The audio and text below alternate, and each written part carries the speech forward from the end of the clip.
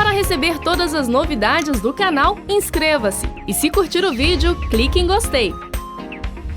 Aproveite para acompanhar a Rede Super nas redes sociais.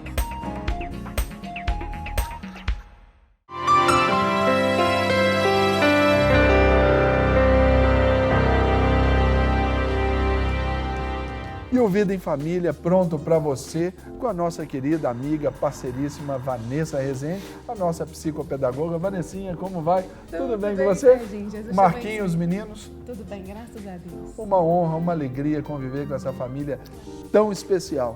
E a Vanessa, ela não vem sozinha. Ela sempre traz alguém também muito especial, de altíssimo nível, e está mantendo sempre isso que é o mais interessante do nosso programa. Ela traz aqui o professor João Lúcio Tanuri.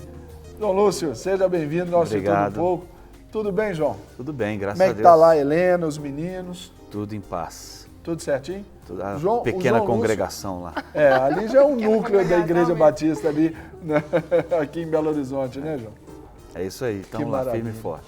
Pessoal, vocês que estão aí acompanhando, tá vendo o João aqui, ó? O João é o marido da Helena Tanuri, né? A Helena Tanuri, que é a esposa do João, melhor dizendo, né, João? Ela é Tanuri por minha causa, né? Claro, pois é. Então aí ela tem que ter, você tem que ter esse crédito aí. Obrigado. Ô, João, mas também já quero te agradecer, sabe, pela sua disposição de vir aqui hoje. Às vezes não é tão fácil a gente conseguir os convidados, né, Serginho? Que colar Serginho. extraordinário da Vanessa. Ô, gente, um look aqui no colar da Vanessa, não, olha para só. com isso. Gente, isso aqui é pérolas lá do mar, ali perto das Ilhas Seychelles. Nossa, isso que é verdade, né, João? Nossa. Mas, João Lúcio, muito obrigada, assim, que Jesus te abençoe pela sua disposição, né? Nós vamos falar de um assunto tão rico hoje, tão importante, e que Deus, assim, te abençoe, que você possa ser bênção, assim, na vida das pessoas que estiver nos assistindo, né? E que o Senhor te recompense por esse tempo doado que é o quadro hoje. Obrigada, Amém. Eu tenho certeza que serei recompensado, porque a gente vem aqui para aprender. Verdade. Né? Contribuir de forma modesta com o que a gente puder, mas eu tenho certeza que eu vou aprender bem mais aqui hoje. Obrigada. E o tema de hoje no nosso quadro Vida em Família, pessoal, é sobre descalculia, que é exatamente uma defasagem ali na aprendizagem. Não é isso, Vanessa? É verdade. Nós vamos falar hoje sobre descalculia, Serginho. E assim, então você que é mamãe, estiver na sua casa agora de manhã, para um pouquinho e preste atenção, porque eu até me recordo, gente, que quando eu era aluna, João, eu tinha muita dificuldade para aprender a matemática. Mas é muito diferente uma criança ou um adulto, né, que tem descalculia por uma dificuldade de aprendizagem passageira, porque às vezes você está com algum problema emocional, ou uma dificuldade mesmo do próprio conteúdo em si, ou falta de estudar, de fixar a matéria em casa. É muito diferente quando a pessoa tem transtornos de aprendizagem. E isso nós vamos falar hoje, porque descalculia é um transtorno específico na área de aprendizagem da matemática. Da matemática. E não tem nada a ver, assim, com transtorno mental, não quer dizer que a pessoa não seja inteligente, que ela tem um QI abaixo da média, nada. A pessoa, às vezes, é até muito inteligente, tem um QI altíssimo e tem dificuldade com a aprendizagem da matemática. Não tem nada a ver com outros transtornos associados ou com dificuldade de ouvir, de falar. É uma dificuldade específica da aprendizagem do conteúdo de matemática. Ok, nós vamos falar sobre isso, mas como você disse aí sobre a questão da matemática, dessa dificuldade, João, todo mundo tem medo da matemática, fala aritmética, que é estranho assim, o pessoal fica... É um bicho de sete cabeças, João? Ô, Serginho, durante muito tempo, a matemática foi considerada um bicho de sete cabeças. Mas eu creio que hoje em dia não tem mais essa visão, essa coisa modificou. Porque durante muitos anos a matemática foi ensinada, foi tratada, foi estudada de uma forma, a meu ver, equivocada. Porque a essência da matemática é o raciocínio. E qualquer circunstância que você vive em que o seu raciocínio é estimulado ou que você é levado a raciocinar, independentemente da área, não necessariamente dentro da matemática, te dá prazer. Né? Se chega alguém com uma brincadeira, tipo o que é o que é. Acho que o pastor Cássio chegou com uma para vocês hoje, né? Não, aquele ali foi uma indagação do nosso filósofo contemporâneo, Edivaldo Mariano Didi. Então, aí você tentar resolver aquela situação, te dá prazer. Quando você consegue, te dá uma alegria. Ou mesmo que você não consegue, você fica querendo saber o desfecho. Porque raciocinar, na essência, é uma coisa boa. Então, como o raciocínio é a essência da matemática, então matemática é uma coisa boa. Por que tanta gente não gosta e causa terror ou pavor a tanta gente, se é uma coisa boa. Porque não está, às vezes ela não é trabalhada com foco nessa essência do raciocínio. E lembrando que a matemática, né, João, ela está assim, presente em quase todos ou todos os momentos da nossa vida. É verdade. Exato. Se você for, por exemplo, andar de carro e parar num semáforo, é muito comum aqui em Belo Horizonte, nas cidades grandes, você vê aqueles garotos que chegam para vender alguma coisa. Pergunta se eles erram algum troco. Não erram. Mas E se onde que tiver- eles aprenderam? No cotidiano. No cotidiano, porque eles Possivelmente. criaram uma condição, uma estratégia para não errar um troco, não João, errar uma conta. Mas aqui, se essa pessoa que estiver lá no semáforo vendendo as balinhas tiver descalculia, ela vai errar no troco. Mas ela não Entendeu? vai estar ali. O empregador ali dele vai colocar em outra situação, porque os erros aparecerão, né? Exato. Agora, tem muitos ali que se forem para a escola, hoje em dia, graças a Deus, a gente tem muitas escolas e os professores de matemáticas preparados para isso. Mas durante muito tempo, quando eu era aluno, ou antes ainda um pouco, o pessoal chegava na escola e havia uma visão assim muito reta de que você só faz a conta, você só aprende matemática desse jeito, é o decoreba. Esses garotos, nesse modelo de escola, iam ter dificuldade. Mas com a matemática em si, eles não têm. Demonstram isso nessa atividade que eles desempenham, né? Agora, o João falou assim, que a matemática é um raciocínio lógico, né, João? Sim. Mas as pessoas, Serginho, que têm descalculia, a parte do cérebro responsável por essa função, o córtex cerebral, é nessa área que existe ali a forma dificuldade, né? Existe uma dificuldade. Não funciona bem, entendeu? A gente Agora- tem que separar as coisas, né? Uma pessoa que tem esse tipo de problema, não é tão cedo que vai ser percebido, mas a dificuldade escolar ou a dificuldade apresentada especificamente na matemática, o professor percebendo isso e tentando estratégias, não alcançando sucesso, né? Isso. Ele pode sugerir que seja feita uma avaliação, né? Porque aí o tratamento é diferenciado. Agora, quando ele fala assim, que não é tão cedo, como uma mamãe que estiver assistindo, por exemplo, né, Serginho, quando que a gente percebe que uma pessoa pode ter descalculia? A partir do momento que a criança começa a passar a fase de alfabetização, 7, 8 anos, e aí a criança começa a não aprender mesmo, ter dificuldade. Nós vamos falar hoje sobre os sintomas e sinais. Aí, quanto mais cedo, João, as pessoas percebem, melhor. Porque às vezes a pessoa tem 15, eu já fiz avaliação no consultório, de menino de 15, 16 anos, Serginho, estava no 2º grau, sofrendo muito.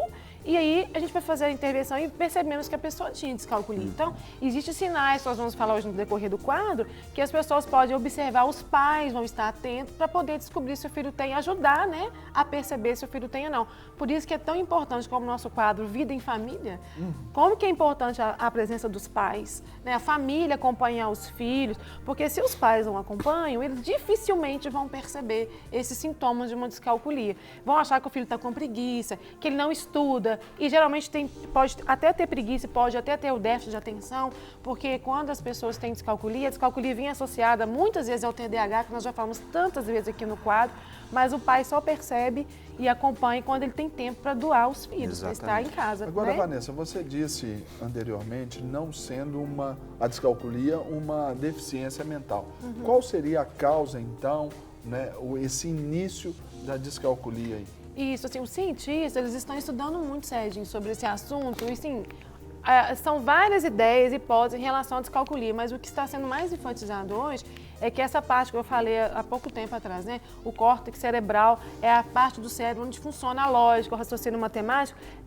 Ele tem um problema, os neurônios, faltam neurônios, ou os neurônios que existem não se conectam bem, porque para aprendizagem tem que conectar os neurônios, então eles não se conectam, falham, e aí vai falar justamente na aprendizagem da Mas são as matemática. sinapses, né? Isso, Não ocorrem as sinapses nessa área isso. e se revela no ensino, E no o estudo da cérebro, matemática. cada parte do cérebro tem a sua função, né? E essa função não funciona bem. Ampliando aí essa pergunta, Vanessa, por exemplo, a dislalia e tudo, tem a ver, vai nessa mesma linha aí? A dislalia, a dislexia, eu até trouxe um livro hoje, eu vou mostrar no final, porque no quadro nós falamos de dislexia, uns pais falam assim, Vanessa, mostra aquele livro de novo, eu trouxe o livro também. Muitas pessoas, né, que têm dislexia, elas também têm a descalculia, uma coisa é muito próxima da outra. Mas não quer dizer assim, porque eu tenho dislexia, eu tenho descalculia. Ou se vai ter um, vai ter outro. Ou tem gente que tem os dois Os mesmo. dois. Tá certo? Agora, a descalculia, ela tem, assim, variações? Existem tipos. Existem a dislexia, já vou falar errado, né? A descalculia quantitativa, que é aquela dificuldade, eu falo criança, gente, mas o adulto também tem, de somar, de contar. Por que não foi tratado antes, né, Vanessa? Ou aparece também, pode aparecer num determinada idade para frente, da adolescência para frente. Por exemplo, a criança que está com 7 aninhos, na primeira série, o professor vai apresentar os números para ela, os símbolos, ela vai começar a somar, subtrair. Nessa hora, os pais e a escola começam a perceber o professor que ela tem muita dificuldade, ela não reconhece os números, que seria o que tem um doutor Ladislav Koski, em 1974, ele descobriu a descalculia e ele nomeou. Por exemplo, a dislexia verbal é a dificuldade que a criança tem de reconhecer o número, de dar um nome para o número. Aí vem a dislexia... Descalculia verbal, tem a descalculia gráfica, que a criança não consegue escrever o número. Você fala assim, escreve aí 18, põe o símbolo, ela não consegue ler, nem relacionar um número com um símbolo, entendeu? O símbolo com o que se escreve, não consegue escrever. Então, tem vários tipos de descalculia. Então, voltando, descalculia qualitativa. Porque descalculia é tanta coisa, Serginho. É tão abrangente. A qualitativa, você escrever um número, ou aquele tipo de descalculia, o João Lúcio, professor de matemática, ele está ensinando sobre uma matéria. Aí a criança, ela não consegue abstrair a informação e colocar em prática. É também um tipo de descalculia. E as pessoas têm que ficar muito atentas, porque existe a acalculia, que é uma lesão que a pessoa tem no cérebro, que impossibilita com que ela aprenda realmente o conteúdo de matemática. Essa lesão causada pelo quê? Ela nasce com o cérebro lesado, essa parte do cérebro. Eu trouxe aqui, gente, até uma colinha, porque eu sabia que na hora que fosse falar, ia poder faltar alguma coisa. A gente está falando da descalculia verbal, que é a dificuldade de nomear os números. Aquela criança também, por exemplo, o professor vai ensinar sobre o sinal maior, menor, igual e diferente. Ela não consegue perceber, Serginho. Ela erra muitas vezes também porque ela vai fazer uma operação, João, ela não consegue perceber qual que é o sinal de mais, qual que é o sinal de menos. A lexial, que é a dificuldade de ler o número. Você coloca para ela assim, o número 28. Leia esse número aqui para mim. A criança não consegue ler aquele número, não identifica. A gráfica, que é a dificuldade de escrever o número mesmo. Você fala assim, Joãozinho, põe para mim o número 10. Ele não sabe colocar um e o 0. O outro tipo de dislexia, segundo esse doutor, é a dislexia operacional, que é de fazer os cálculos. O professor coloca a continha fácil no quadro. Foi uma homenagem para ele? O Joãozinho sempre aparece, né? Sempre aparece, né? não é? Fala, Joãozinho, Serginho, Vanessinha, põe lá 10 mais 12. A criança não consegue fazer. Não precisa ser operações com reserva, cálculos difíceis. Não. A descalculia ideognóstica, que são os cálculos mentais. Lá no consultório, todas as vezes que eu vou fazer a avaliação, eu falo assim, quanto que é 25 mais 28? A criança não consegue resolver. O adolescente não resolve, o adulto com descalculia não resolve. E a protognóstica, que o doutor Ladislav fala, que é a que vocês ensinam lá nas séries mais adiantadas, é colocar em prática teorias, por exemplo, os conceitos teóricos, como as equações. Então, quem tem descalculia, o nível de dificuldade só vai aumentando à medida que o professor de matemática vai passando mais matérias, porque uma coisa, você começa lá com somar e subtrair, mas a matemática vai aumentando o grau de dificuldade. Então, se não vai fazer esse diagnóstico cedo, a criança ou adolescente vai se perdendo na escola, porque o grau de dificuldade vai aumentando. Então, quanto mais cedo se descobre, melhor. Mais fácil. Agora, João, vamos olhar agora o lado do professor da escola. Você disse, antigamente a matemática era ensinada assim, assim, assim. Hoje, o que está sendo feito, por exemplo, você como professor, o que você faz e o que você é orientado para ajudar o aluno a não ver a matemática como o bicho de 7 cabeças? Então.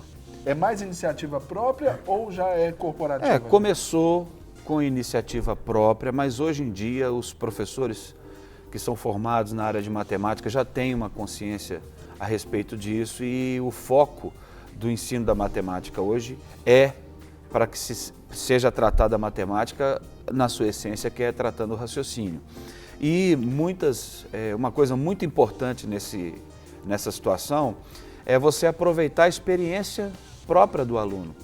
Não é? Porque às vezes a gente cria situações e estratégias para ensinar um conceito, fazer o aluno absorver determinado conceito. Isso pensando na massa também, né, Na João? massa. Por exemplo, 40 alunos dentro de uma sala. Exato, mas você pode pegar ali, eles têm alguma coisa... Olhar a individualidade. Individualidade e também experiências comuns à idade. Você aproveita essas experiências para trazê-los na reflexão daquilo que você quer ensinar. Ô, João, uma pergunta aqui rápida aqui.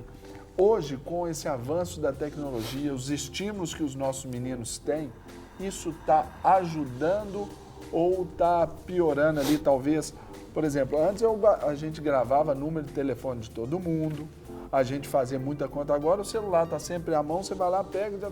E como é que está isso? E teve a onda, né? Teve a onda da tecnologia na escola.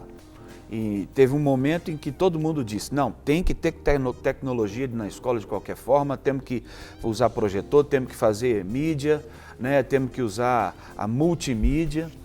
Tudo bem, são recursos legais que vão chamar a atenção, que vão trazer um interesse.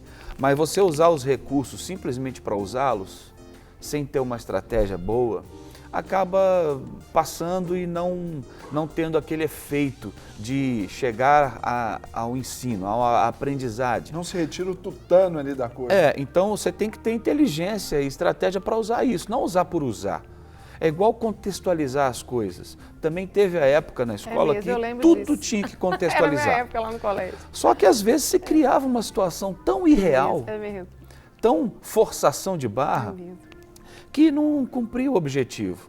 Então, voltando à questão, por exemplo, específica da matemática, uma coisa importante, e eu acho que deve ser pensado até para as famílias, às vezes os pais querem ajudar e não sabem como, é usar as experiências do aluno, as experiências do filho. Porque você apresentar dificuldade em matemática não quer dizer que você tem descalculia. Isso. Ou qualquer outro sintoma de alguma outra patologia. Né? Existe a dificuldade natural de cada ser humano, que eu gosto mais, eu me dou melhor com a matemática, eu me dou melhor com as letras, eu me dou melhor... São as inteligências múltiplas, né, João? Então, existe pessoas com diferentes desenvolvimentos na área da matemática, da lógica. Não quer dizer que uma não vai chegar lá, só vai levar mais tempo. Então, é necessário alguns passos, né? Às vezes o aluno demonstra uma dificuldade que é da natureza dele, que é da personalidade, da característica própria. E o professor vai ajudá-lo, os alunos têm perfis diferentes, ele vai levar mais tempo para chegar naquele ponto, mas vai chegar. Dentro desses passos todos, você usou estratégias, você tentou aproveitar algo concreto que faz parte do cotidiano do aluno, do dia a dia dele, para ele entender determinado conceito e não deu certo, e não funcionou, você não viu o avanço, eu acho que é o momento aí de se pensar talvez num diagnóstico de um profissional adequado, né, para perceber talvez um problema como a descalculia. E você muda o foco do tratamento com aquele aluno. Agora, só uma coisa, João, quando ele fala assim, cada pessoa tem um tempo para poder aprender. Exato. Aí, de repente, alguém está assistindo e fala assim, mas meu filho não aprende dentro do tempo da escola. A professora ensina o conteúdo, já passou 3 meses, já fizeram provas, terminou a primeira etapa e em maio seu filho não entendeu a matéria até agora. Está na hora de buscar um profissional. Com certeza. É isso aí que está, Vanessa. Como então diagnosticar, o que os pais precisam perceber, quem que diagnostica a descalculia e como trata? Isso, primeira coisa, os pais precisam de acompanhar, nós já falamos disso hoje. Os pais precisam de conhecer quem é esse professor de matemática, como que ele aborda. Hoje o João falou uma coisa que eu amei, você falou assim, hoje a matemática não é trabalhada como antigamente, a gente trabalha que o aluno traz pra gente a realidade dele. E isso é uma visão sua da escola onde você trabalha, mas tem muitas escolas ainda, João, que infelizmente tem aquela visão de conteúdo, que não trabalha isso toda, essa diversidade dentro da sala de aula. E às vezes o método, né, que a escola está usando está prejudicando o filho de aprender o conteúdo. Então os pais precisam de ir lá e entender como que está sendo ministrado aqueles conteúdos. Se está alcançando o coração e a capacidade de aprendizagem do seu filho. Agora, como que é feito? Primeiro a escola vai sinalizar. O professor vai ajudar muito nesse processo de avaliação. E depois você vai procurar um profissional. Quem é o profissional que pode fazer essa avaliação? É uma equipe interdisciplinar, é multiprofissional. Geralmente nós, os psicopedagogos, trabalhamos com as crianças que têm distúrbio de aprendizagem e quem vai fechar esse diagnóstico é o médico neurologista, porque os médicos vão fazer vários testes neurológicos para ver realmente se a criança tem a descalculia, e também os neuropsicólogos são muito importantes nesse tipo de intervenção. E depois quem acompanha são realmente os psicopedagogos. E o tratamento? Como que é feito? Muito interessante, fazer minha propaganda, né, João? Porque quando nós falamos dos 6 tipos de dislexia, descalculia, quais são os tipos, não quer dizer que a criança tem que ter os 6 tipos de descalculia. Então, por exemplo, se a criança tem dificuldade de reconhecer os números, de fazer cálculo, nós vamos trabalhar atividades que vai levá-la a vencer essa dificuldade. Quanto tempo que isso demora? Depende do grau de dificuldade. A descalculia, ela vem, na maioria das vezes, associada ao déficit de atenção. Eu até trouxe um livro hoje, esse livro fala do TDAH e dentro do livro fala sobre a descalculia. Então, a gente trata a dificuldade da matemática junto com o tratamento do médico em relação ao déficit de atenção. Porque a criança que não presta atenção, por mais que um psicopedagogo trabalhe o conteúdo da dificuldade, ela vai ter mais dificuldade para vencer, porque ela precisa de estar medicada no caso de ter o déficit de atenção. Maravilha. Agora, João, deixa eu me perguntar a você assim, o que você pode dizer para o nosso público aí, para os pais que nos assistem, bem como para os professores? Como deve ser o tratamento do professor, aquilo que você já aplicou na sua vida, que foi algo vencedor para dentro de sala ajudar aí esse aluno? Serginho, foi bom você ter falado dos professores, que eu estava querendo falar para os professores. Então, pode bater porque da medalhinha para cima. Os colegas, né, professores que amam essa profissão tão espetacular, tão preciosa, que vai lidar com o crescimento, com a aprendizagem das pessoas, os professores que amam ver a evolução dos seus alunos, às vezes vão ficar preocupados e vão ficar angustiados, porque tentam, batalham, às vezes não tem muito recurso, dependendo da escola onde eles estão, para que você, professor, também não fique estressado ou preocupado achando que você vai resolver os problemas de todo mundo, né? Hoje em dia a gente tem a estrutura escolar, né, Vanessa? Você que é profissional na área também sabe que existe uma estrutura, existe algo que tem que ser cumprido. Então, você exigir do professor também que ele tenha o domínio sobre todas as circunstâncias é uma coisa impossível. Ele tem calendário, ele tem os compromissos que ele tem que cumprir, ele tem um programa que ele tem que vencer. E você dá conta de 30, 40 alunos dentro de sala de aula. Isso é só uma turma, fora que são várias turmas do mesmo professor. E às vezes várias escolas. Verdade. Tem professores. Que a jornada tripla, né? Exato. Tem colegas que trabalham, dão 20 aulas de manhã, 20 de tarde, 20 de noite, cada turno numa escola diferente, com um modelo diferente. Aí um parênteses, né, que é importante para os pais, é conhecer também a escola onde ele vai colocar o filho. Isso mesmo. Se ele já sabe, já conhece alguma peculiaridade do filho na questão de aprendizagem, ele sabe em que escola que ele vai pôr, se aquele modelo de escola está adequado ao que o filho, à situação atual do filho, né? Porque tem escola que é focada em resultados, tem que aprovar no Enem, tem que aprovar nos vestibulares, tem escola que trata um pouco mais a questão da cidadania, tem escolas que tem condição de oferecer uma situação mais tranquila em sala de aula, com menos alunos, com mais condição para os professores. Tem escolas públicas com situações difíceis, né, para o professor dentro de sala, às vezes sem recurso. Então tem que olhar isso tudo. E o professor continue fazendo seu trabalho, continue se empenhando. Você não vai conseguir resolver todos os problemas do mundo e todos os problemas dos seus alunos, mas procure ser aquele professor que vai além da matemática, além da história, além da biologia, além da química, além daquela matéria, e você atingir o aluno como cidadão, você contribuir para a formação dele, independentemente das dificuldades que o aluno vai apresentar na sua matéria. É um ser humano que está ali, que você vai passar um bom tempo com ele, e você com certeza tem muito para ensinar e transmitir para esse aluno, né? Agora, eu só não posso deixar de falar, se o seu filho for diagnosticado com algum transtorno de aprendizagem, a Lei de Diretrizes e Bases do Brasil garante para o seu filho o direito de ser avaliado de forma diferente dentro da escola. Isso não quer dizer que ele vai poder aprender menos conteúdo, mas a forma dele ser avaliado. Privilégios, né? Privilégios. Por exemplo, uma criança que tem um aluno com descalculia, ele pode usar a calculadora. A prova dele pode ter os enunciados mais curtos, mais claros e objetivos, sabe? Ele tem direito a fazer mais exercícios repetitivos. Então, procure saber da lei, né? O povo perece por falta de conhecimento, então busque conhecer. Exato, e o uso da calculadora hoje é uma coisa bem-vinda dentro da escola, que até pouco tempo não era. era. Não Né? Existe um momento certo de você usar uma calculadora. É verdade. Na nossa época, até um pouco mais antes, pouquinho né? mais. Falar que minha O pessoal não gostava Calculadora. de estratégias para o cálculo. Por exemplo, Contar nos dedos. se não decorasse a tabuada, a professora Eu sou dessa não época. é? Brigava. E por que não? Se o aluno está contando tijolo, Se ele está contar contando nos nos dedos, dedos, qual que é isso não é uma estratégia para se chegar no resultado de uma operação? Claro que tem a ver com raciocínio, ele está raciocinando para chegar na resposta, para resolver o problema. Do jeito dele, né? Então por que não pode? Isso travava o ensino da mesmo. matemática. Boa, João. Né? E a calculadora, lógico, você não vai incentivar o aluno a usar a calculadora para fazer 2 mais 2, né? Senão daqui a pouco ele não consegue ir na padaria, comprar um negócio e olhar se o troco está correto. Mas vai ter situação em que o cálculo em si ali faz parte do processo, mas tem alguma coisa muito mais importante que ele tem que desenvolver.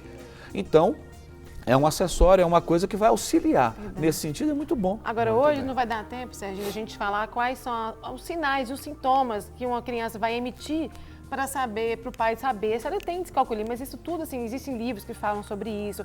Na internet, você pode procurar que você vai encontrar informações.